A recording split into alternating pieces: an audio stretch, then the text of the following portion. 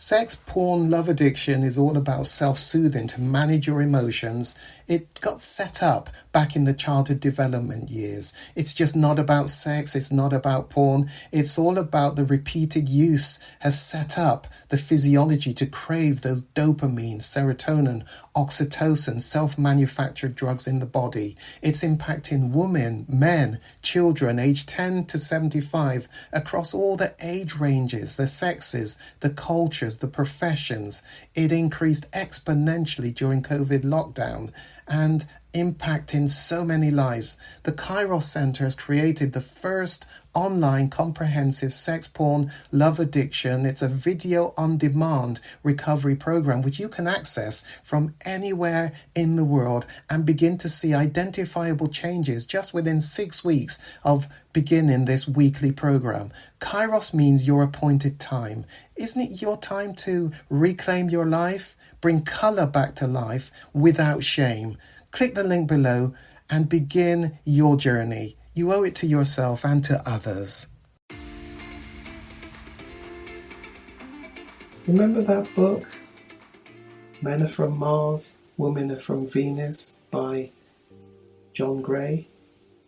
It is worth buying that book. It's a number of decades old, but it's worth buying that book by John Gray and reading it just to begin to understand so much more about the difference between men and women. There's another book I would encourage you to consider buying, and that book is entitled, very provocative title, Men Don't Listen and Women Cannot Read Maps. It's by Alan and Barbara Pease. Again, that's worth buying that book. What I really want you to understand is masculinity, femininity, there's a difference in how we communicate. And it's worth understanding some of those differences. There is a big difference between hearing and listening. Hearing is quite easy. It's just words coming out of somebody's mouth, goes in through the ears. And many people can multitask. Yes, I'm listening whilst they're doing something at the sink, in the kitchen. The other has come in and they're multitasking.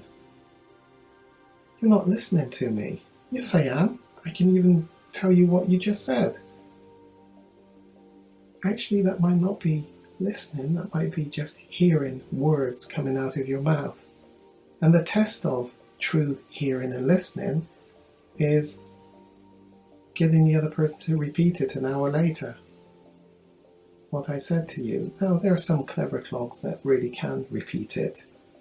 Now, listening is so much harder work. Not only do you hear the words coming out of the person's mouth and it goes in through your ears, but it actually is filtered in the brain. The brain does something with it to process. That's effective listening. And that is hard work. And we're going to do an exercise where you role play or try out a real conversation using the new tools that I'm going to give you to see the difference, experience the difference between hearing and effective listening. There is a big difference between the two. Here are 5 types of poor listeners. The first one is the advisor. Instead of seeking to understand and empathize, we want to sort out the problem by proposing a fix-it solution. I often think about us men like that. We're what I call the Bob the Builders, the Mr. Fix-It. When our partners, particularly our female partners, have an issue that they want to talk about, So often before they've even finished telling us all of the issue, us men have been working away in our brains with a fix-it solution that we're ready to launch in and give to them. Sometimes it's not a solution that our female partners want. It's just to be listened to with a more empathic. We can talk about empathy at a later date and how different that is to sympathy.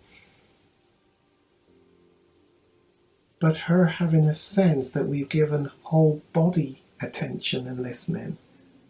And when somebody feels really listened to, they feel valued. But the converse, of course, is when somebody feels not listened to, repeatedly, they feel very devalued. And that might be the source of a lot of angst, because over a lot of years, they have felt repeatedly devalued. Now, it took me years to recognize that my wife did not always want a fix-it solution from me, but she just wanted to talk and felt appreciated and valued, and even thanked me for my part, which I thought I didn't say anything, but that proved to be really valuable to her. Now, us men are wired so differently. Women don't beat us up straight away. There's just something in us where we just want to fix it for you, because actually it affects us emotionally when we can't fix it for you. Forgive us for being a bit like that. It's just a part of our DNA. But men, there are times, more frequent than not, that we have to learn to just listen and not then put forward a fix-it solution. When she wants a fix-it solution, she'll tell you, she'll guide you, she'll coach you, she'll tell you, she'll give you some clues that she would like your view. And there is your prompt to go in, but otherwise, hold it back.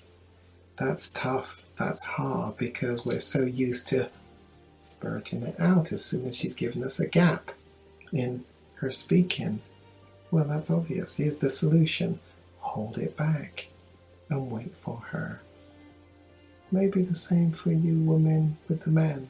Don't want to be stereotypical in this. The second one, remember these are 5 types of poor listeners. The second one is the interrupter. And the interrupter, whilst the person is speaking, they are already working out a reply. Whilst the brain is working out the reply, they cannot be truly listening, can they? Multitasking. And my wife has told me us men can't multitask. Can you? Sometimes the interrupter will interrupt somewhat prematurely. Again, like the advisor, coming in too early with a solution, with a fix-it. Poor listener, the premature interrupter. The third one is the reassurer, probably best called the false reassurer. It's the person who maybe interrupts prematurely, but certainly gives advice that belittles the gravity of the subject matter that was being shared. They may use things like, it's not that bad, you'll be okay, and that may grossly underestimate the level of the problem, the size of the problem, the gravity of the issue which the person is facing. Sometimes because they don't know what to say. False reassurance. That's a poor type of listener. The fourth one is the rationalizer. The rationalizer is the one that focuses on explaining away why you feel that way, and often that you shouldn't feel that way. You can't talk somebody out of their feelings. How they feel is how they feel. You can spend the next 24 hours talking and trying to convince them, which is a total waste of time. if they feel in a particular way, the most important thing that you can do is endorse how they feel and not try to rationalize how they feel. That might belittle the gravity of how they feel. The fifth one is the deflector.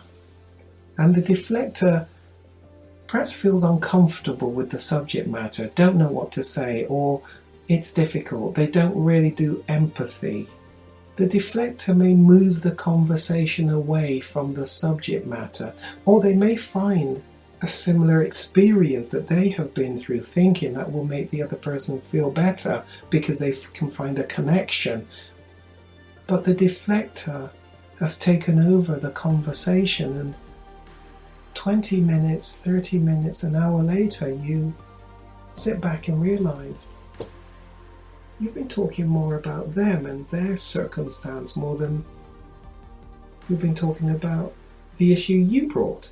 They've hoodwinked the conversation. They've taken the conversation and it is more about them than it is you. They deflected it. A poor type of listener. Send me a message. It's time to get your relationship back onto a better footing for your future. Let's do some work without shame and bring colour back to life. Send the email, send the message to me, Gary McFarlane, at the Kairos Centre, and let's begin to reclaim your quality of life.